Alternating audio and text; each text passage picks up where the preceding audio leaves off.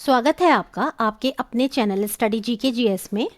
देखिए, आज हम अपने इस चैनल पर यूनिट 6 की शुरुआत करेंगे और आप जानते हैं कि मैंने यूनिट 1, 2, 3, 4 और 5 पाँचों ही यूनिट्स आपकी कवर करा दी हैं और पाँचों की ही मैंने सेपरेट प्लेलिस्ट बना रखी हैं जिनको कि आप मेरे चैनल पर जा कर के देख सकते हैं। और साथ ही आपको पता है कि मैं वेरी इंपॉर्टेंट क्वेश्चंस जो हैं आपके सभी यूनिट से संबंधित वो भी धीरे धीरे ला रही हूँ, और साथ ही जो हमारे प्रैक्टिस सेट्स हैं वो भी हमारे चल रहे हैं और अभी तक मेरे 19 से 20 प्रैक्टिस सेट्स हो चुके हैं। आगे भी ये कंटिन्यू रहेंगे। तो देखिएगा, अब हम शुरुआत करते हैं यूनिट 6 में, जो कि है हमारी भारतीय संविधान एवं अर्थव्यवस्था। तो देखिए, इसमें जो हमारा पहला आपका सब टॉपिक है वो है आपका भारतीय संविधान का निर्माण एवं प्रस्तावना, मूल अधिकार एवं नीति निर्देशक तत्व। ठीक है, तो देखिए इसमें हम सबसे पहले शुरुआत करेंगे भारतीय संविधान का निर्माण से और उसके बाद प्रस्तावना, मूल अधिकार और नीति निर्देशक तत्व, इन सभी के बारे में पढ़ेंगे। तो आइए देखते हैं इस वीडियो में। वर्ष 1946 में कैबिनेट मिशन के तहत भारतीय संविधान सभा के गठन का प्रस्ताव किया गया था। ठीक है, किसका प्रस्ताव किया गया था? वर्ष 1946 में कैबिनेट मिशन के तहत भारतीय संविधान सभा के गठन का प्रस्ताव किया गया था। कैबिनेट मिशन के तहत संविधान सभा के कुल सदस्यों की संख्या 389 प्रस्तावित की गई थी। कितनी की गई थी? आपकी 389। ठीक है, आगे देखिएगा, इसमें या इनमें, देखिए इनमें से 296 सीटें ब्रिटिश भारत और 93 सीटें देशी रियासतों को आवंटित की जानी थी।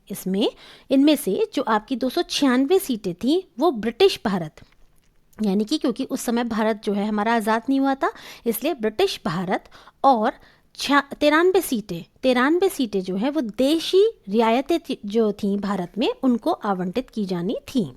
ब्रिटिश भारत को आवंटित 296 सीटों में से 292 सीटों का चयन 11 प्रांतों, कितने प्रांतों? 11 प्रांतों तथा 4 का चयन मुख्य आयुक्तों के प्रांतों से किया जाना था। आगे देखिएगा, सामान्यतः प्रत्येक 10 लाख की जनसंख्या पर एक सीट आवंटित की गई थी। कितने लाख जनसंख्या पर? तो देखिए, प्रत्येक 10 लाख जनसंख्या पर एक सीट आवंटित की गई थी। प्रांतों को आवंटित की गई सीटों का निर्धारण 3 समुदायों मुस्लिम, सिख और सामान्य के आधार पर विभाजित कर दिया गया था, है ना। यानी कि मुस्लिम, सिख और सामान्य के आधार पर जो है इन 3 समुदाय के आधार पर सीटों का आवंटन किया गया था। अब देखिएगा, संविधान सभा की पहली बैठक के बारे में जानते हैं। तो देखिए, संविधान सभा की पहली बैठक 9 दिसंबर 1996 को कहाँ पर हुई थी? नई दिल्ली में हुई थी। और कब हुई थी? 9 दिसंबर 1996 को। आगे देखिए, इस बैठक का मुस्लिम लीग ने बहिष्कार करते हुए, इस बैठक का किसने बहिष्कार किया था यदि ये पूछ लिया जाए तो मुस्लिम लीग ने बहिष्कार करते हुए अलग पाकिस्तान और अलग संविधान सभा की मांग की थी। ठीक है, किसने? मुस्लिम लीग ने इसका जो पहली बैठक हुई थी आपकी संविधान सभा की, उसका बहिष्कार करते हुए अलग पाकिस्तान और अलग संविधान सभा की मांग की। अतः पहली बैठक में केवल 207 सदस्य ही उपस्थित रहे, जो कि कांग्रेस के सदस्य थे।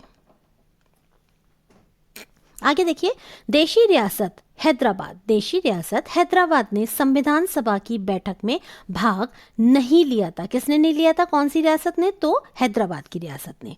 आगे देखिएगा, सबसे वरिष्ठ सदस्य डॉक्टर सच्चिदानंद सिन्हा, कौन से? डॉक्टर सच्चिदानंद सिन्हा का संविधान सभा का, इनको जो है संविधान सभा का क्या बनाया गया था? अस्थायी अध्यक्ष चुना गया था। वेरी इंपॉर्टेंट फैक्ट है, और ये आपका सबसे पहले जो आपका पेपर हुआ था UPHESC का, उसमें ये प्रश्न आपका आ चुका है। ठीक है, तो देखिए, अस्थायी अध्यक्ष की यदि बात करेंगे तो डॉक्टर सच्चिदानंद सिन्हा का नाम आएगा। 11 दिसंबर 1949 को डॉक्टर राजेंद्र प्रसाद जी को, किसको? डॉक्टर राजेंद्र प्रसाद जी को फिर क्या बना दिया गया? संविधान सभा का स्थायी अध्यक्ष चुना गया। कब? 11 दिसंबर को, है ना। तो देखिएगा, पहले अस्थायी सदस्य कौन से बने? डॉक्टर सच्चिदानंद सिन्हा जी। ठीक है, और यदि बात होती है आपके स्थायी सदस्य की या स्थायी अध्यक्ष की, तो ये आपके चुने गए डॉक्टर राजेंद्र प्रसाद। अब देखिएगा, डॉक्टर राजेंद्र प्रसाद को संविधान सभा का स्थायी अध्यक्ष नियुक्त किया गया। H.C. मुखर्जी को उपाध्यक्ष H.C. मुखर्जी को क्या बनाया गया? उपाध्यक्ष। और B.N. राव को संविधान सभा का वैज्ञानिक सलाहकार नियुक्त किया गया। किसे नियुक्त किया गया? B.N. राव को संविधान सभा का संवैधानिक सलाहकार नियुक्त किया गया। ठीक है। संविधान सभा में महिला सदस्यों की संख्या कितनी थी? 15। अब देखिए एक चीज याद रखिएगा, देखिए ये वाला प्रश्न आ चुका है, स्थायी अध्यक्ष अस्थायी अध्यक्ष ये वाला, तो अब इम्पॉर्टेंट देखिए ये भी हो जाता है कि उपाध्यक्ष के बारे में हो सकता है पूछने कि पहला उपाध्यक्ष किसे चुना गया संविधान सभा का, तो आपको याद होना चाहिए H.C. मुखर्जी को। ठीक है, H.C. मुखर्जी। आगे देखते हैं,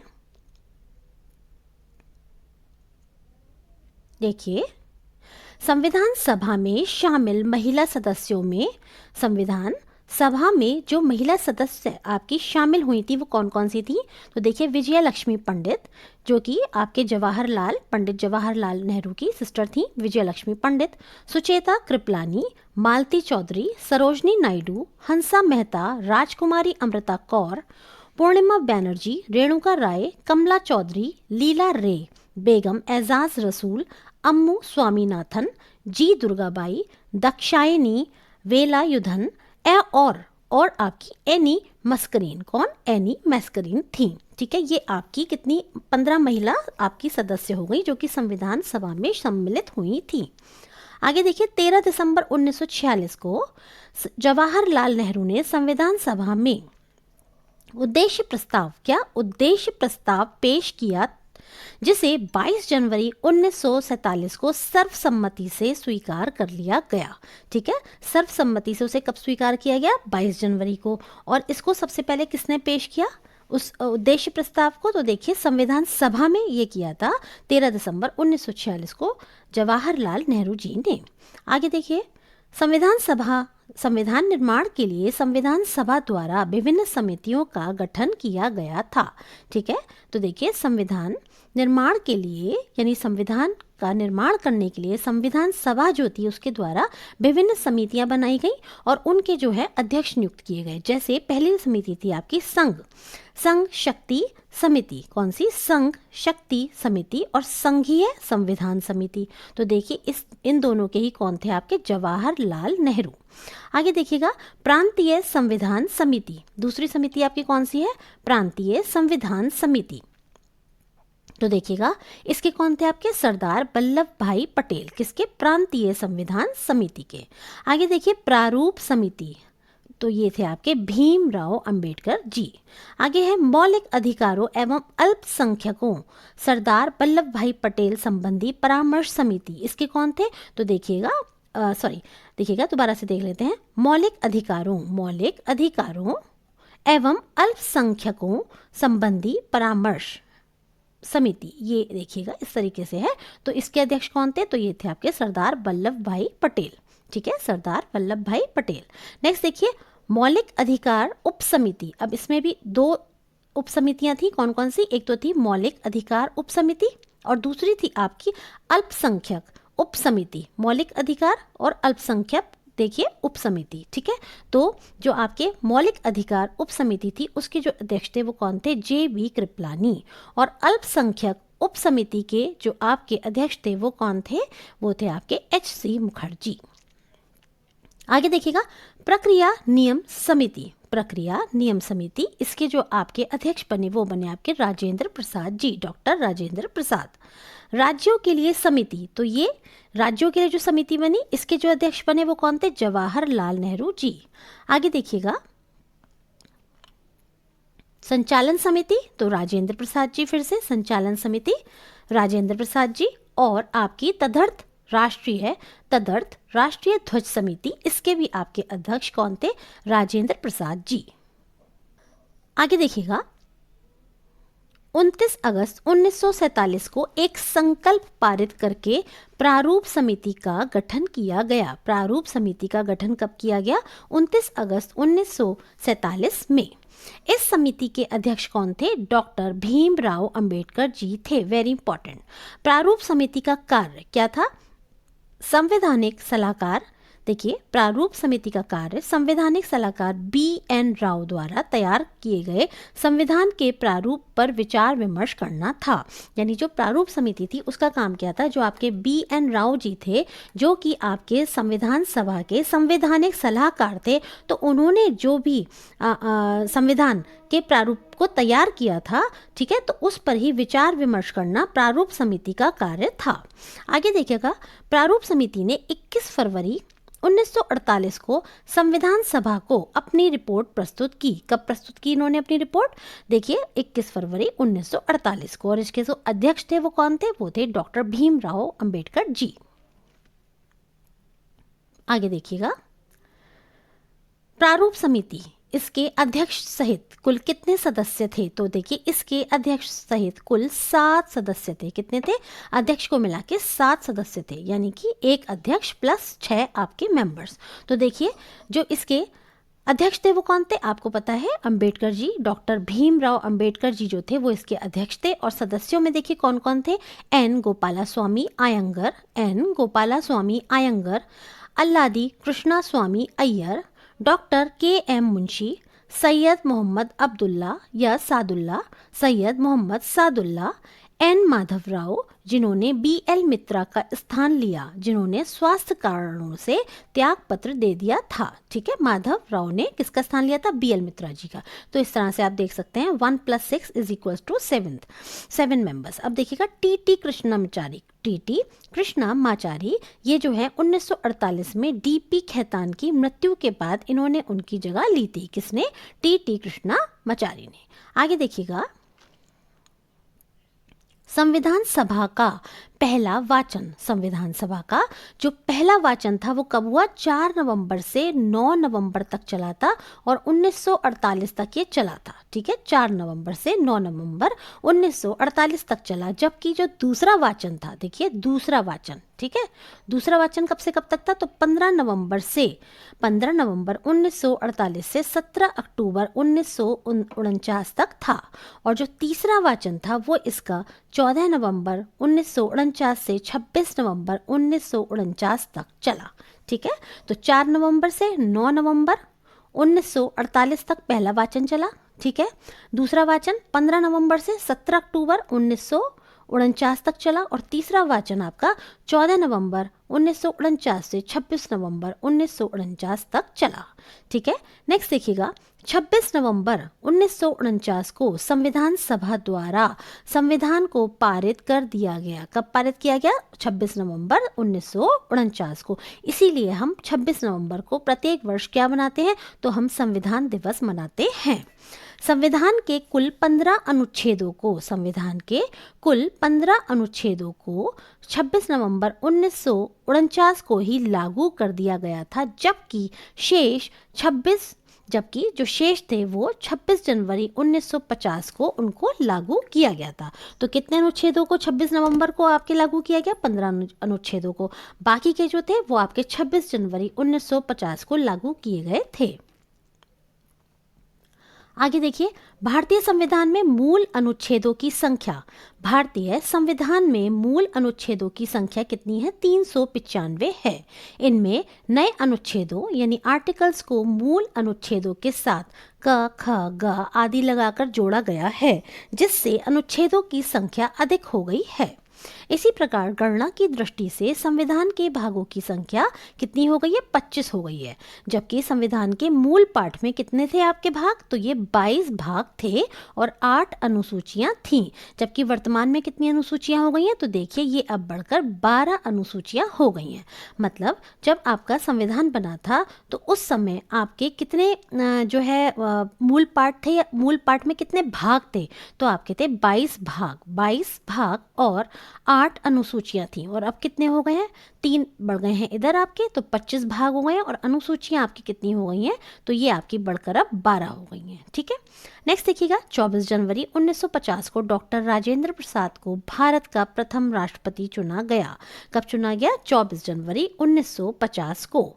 संविधान सभा द्वारा, आगे देखिए, संविधान सभा द्वारा 22 जुलाई 1947 को राष्ट्रीय ध्वज, ठीक है, राष्ट्रीय ध्वज 22 जुलाई 1947 को तथा 24 जनवरी 1950 को राष्ट्रीय गीत और राष्ट्रीय गान को अपनाया गया। मतलब जो संविधान सभा थी उसने 22 जुलाई 1947 को जो आपका राष्ट्रीय ध्वज है, तिरंगा झंडा, उसको अपनाया और 24 जनवरी को 1950 में राष्ट्रीय गीत और राष्ट्रीय गान दोनों को ही अपनाया गया। कि हमारा राष्ट्रीय गीत कौन सा है? वंदे मातरम है।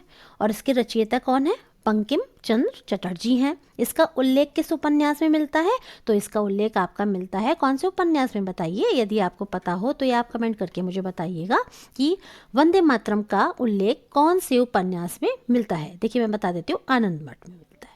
ठीक है। और राष्ट्रीय गान किसने लिखा था? आपके रविंद्रनाथ टैगोर जी ने लिखा था। और रविंद्रनाथ टैगोर जी ने ही आपके बांग्लादेश का भी राष्ट्रीय गान लिखा था। ठीक है, आगे देखिएगा। संविधान सभा द्वारा मई 1949 में राष्ट्रमंडल में भारत की सदस्यता का सत्यापन किया गया। कब किया गया? संविधान सभा द्वारा मई 1949 में राष्ट्रमंडल में भारत की सदस्यता का, माफ कीजिएगा, भारत की सदस्यता का सत्यापन किया गया। आगे देखिए, संविधान सभा के सभी इंपॉर्टेंट फैक्ट्स। तो देखिए कौन कौन से हैं। पहली बैठक कब हुई? 9 दिसंबर 1946 को हुई। अस्थायी अध्यक्ष अभी मैंने आपको बताया था, डॉक्टर सच्चिदानंद सिन्हा जी थे। और आपके स्थायी अध्यक्ष कौन थे? डॉक्टर राजेंद्र प्रसाद जी थे। उपाध्यक्ष कौन थे? मैंने आपको बताया था, एच.सी. मुखर्जी थे। संवैधानिक सलाहकार कौन थे? Sir B N. राव। संविधान निर्माण में लगा समय, कितना समय लगा संविधान को बनाने में? तो देखिए 2 वर्ष 11 माह 18 दिन। प्रारूप पर बहस, तो ये कितने जो ये प्रारूप था संविधान सभा का, जो हमने जो संविधान का निर्माण किया था, तो वो जो प्रारूप था उस पर जो बहस हुई थी कितने दिन हुई? 114 दिनों तक इस पर बहस हुई थी। ठीक है, आगे देखिएगा कितना व्यय हुआ, कितने रुपए खर्च हुए? तो देखिएगा 63,96,729 रुपए, 63,96,729 रुपए। और कुल कितने वाचन हुए? 3 वाचन हुए थे। कितने वाचन हुए थे? 3 वाचन हुए। संविधान अपनाया गया 26 नवंबर 1949 में। और लागू कब हुआ? तो लागू हुआ है आपका ठीक 2 महीने बाद, 26 जनवरी 1950 में। ठीक है, आगे देखिएगा। कैबिनेट मिशन योजना के आधार पर भारत के लिए अंतरिम सरकार का गठन किया गया। कौन सी योजना के आधार पर? तो कैबिनेट मिशन योजना के आधार पर 2 सितंबर 1946 को अंतरिम सरकार का गठन किया गया। और 26 अक्टूबर 1946 को इसमें मुस्लिम लीग भी शामिल हुई। किसमें शामिल हुई? देखिए 2 सितंबर 1946 को अंतरिम सरकार का गठन किया गया और 26 अक्टूबर को मुस्लिम लीग भी इसमें शामिल हो गई।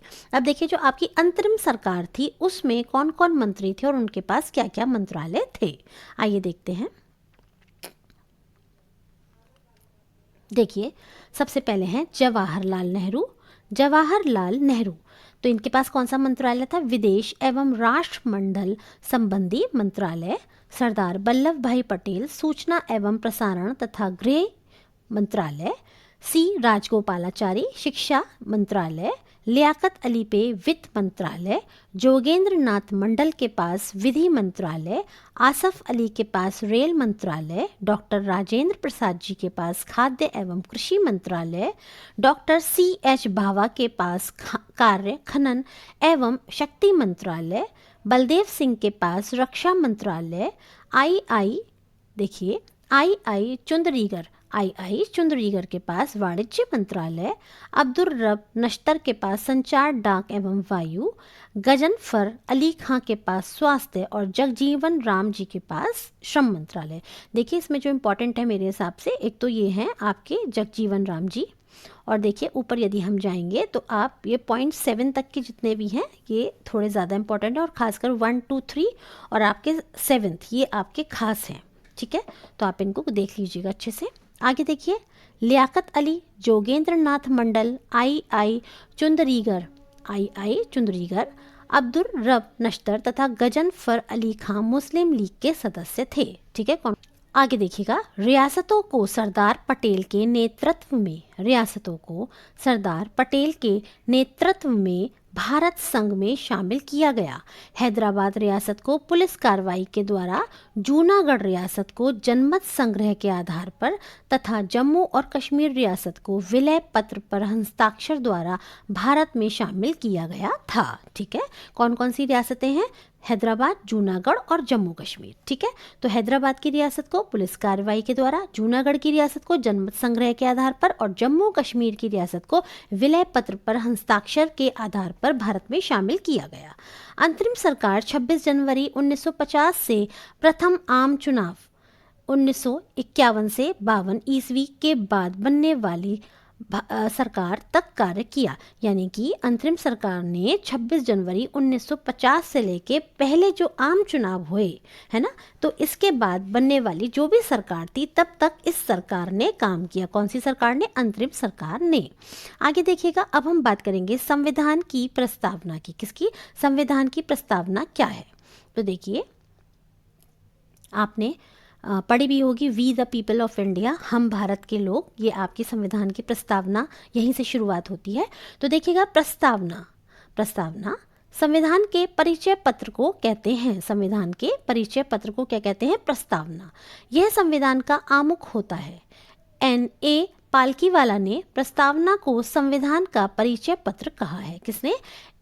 देखिएगा, N.A. पालकीवाला ने संविधान का परिचय पत्र किसने किया? A.N. पालकीवाला ने या N.A. पालकीवाला ने। ठीक है, प्रस्तावना को कहा। आगे देखिए, 13 दिसंबर 1946 को नेहरू द्वारा पेश किए गए उद्देश्य प्रस्ताव को 13 दिसंबर 1946 को नेहरू द्वारा पेश किए गए उद्देश्य प्रस्ताव को, ठीक है, उद्देश्य प्रस्ताव को संविधान की प्रस्तावना के रूप में शामिल कर लिया गया। यानी कि नेहरू जी ने जो उद्देश्य प्रस्ताव दिया था उसी को जो है भारत की प्रस्तावना के रूप में शामिल कर लिया गया, है ना। और देखिएगा, अब पढ़ते हैं इसको। हम भारत के लोग भारत को एक संपूर्ण प्रभुत्व संपन्न समाजवादी पंथनिरपेक्ष लोकतंत्रात्मक गणराज्य बनाने के लिए तथा उसके समस्त नागरिकों को सामाजिक, आर्थिक और राजनीतिक न्याय, विचार, अभिव्यक्ति, विश्वास, धर्म और उपासना की स्वतंत्रता, प्रतिष्ठा और अवसर की समता प्राप्त कराने के लिए तथा उन सब में व्यक्ति की गरिमा और राष्ट्र की एकता और अखंडता सुनिश्चित करने वाली बंधुता बढ़ाने के लिए दृढ़ संकल्प होकर अपनी इस संविधान सभा में आज तारीख 26 नवंबर 1949 ईस्वी मिति मार्गशीर्ष शुक्ल सप्तमी संवत 2006 विक्रमी को एकद द्वारा इस संविधान को अंगीकृत, अधिनियमित और आत्मार्पित करते हैं। तो देखिए, ये आपका क्या है? यही आपकी प्रस्तावना है संविधान की। आगे देखिएगा, 42वें संविधान संशोधन द्वारा, कौन सा? 42वां संविधान संशोधन जो हुआ आपका, उसके द्वारा 1976 में प्रस्तावना में 3 शब्दों को जोड़ा गया। कौन कौन से थे? स, प, अ। ठीक है, स, प, अ, सपा। ऐसे शॉर्ट में याद ध्यान रख लीजिए। समाजवादी, पंथनिरपेक्ष और अखंडता। समाजवादी, पंथनिरपेक्ष और अखंडता, ये 3 आपके जो शब्द थे वो आपके जोड़े गए। किसमें?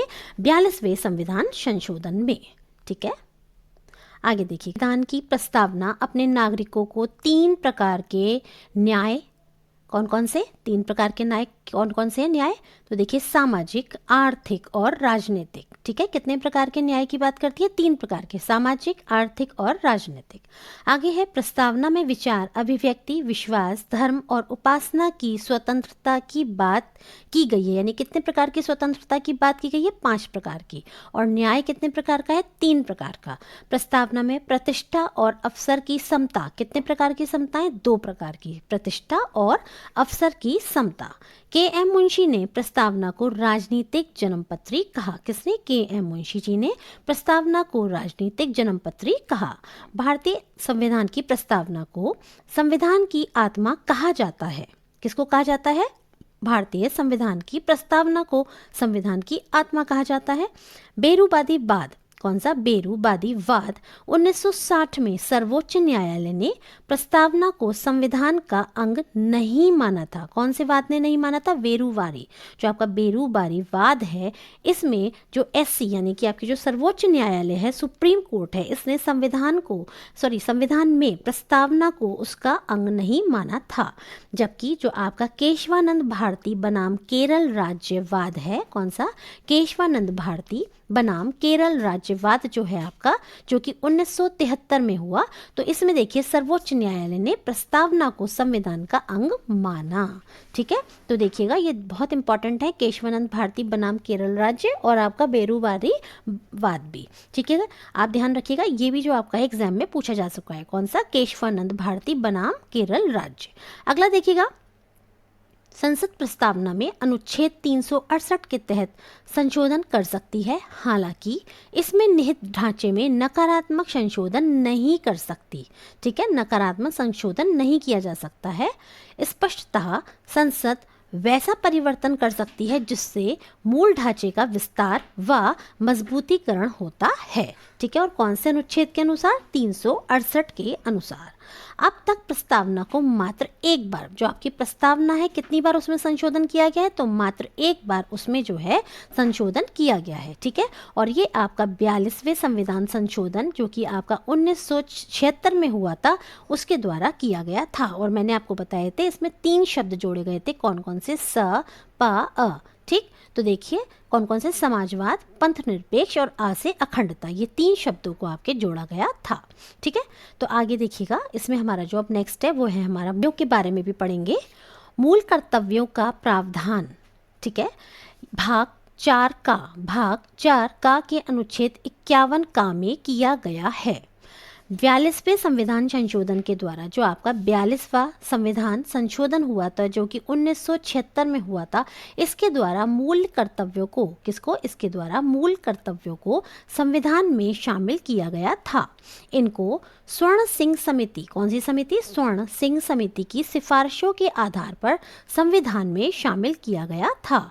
ये सोवियत संघ यानी कि यूएसएसआर, जो कि वर्तमान में आपका रशिया है, उसके संविधान से प्रेरित है। ठीक है, कौन से? आपके मूल कर्तव्य। आगे देखिएगा, मूल कर्तव्यों की सूची। 51 का मूल कर्तव्य क्या है? भारत के प्रत्येक नागरिक का ये कर्तव्य होगा। यहाँ कर्तव्य की बात हो रही है कि आपके क्या कर्तव्य होने चाहिए एक नागरिक होने के नाते, भारत का नागरिक होने के नाते। तो देखिए 51 का मूल कर्तव्य, भारत के प्रत्येक नागरिक का यह कर्तव्य होगा कि वह संविधान का पालन करे, उसके आदर्शों, संस्थाओं, राष्ट्रध्वज और राष्ट्रगान का आदर करे। स्वतंत्रता के लिए हमारे राष्ट्रीय आंदोलन को प्रेरित करने वाले उच्च आदर्शों को हृदय में संजोए रखे और उनका पालन करे।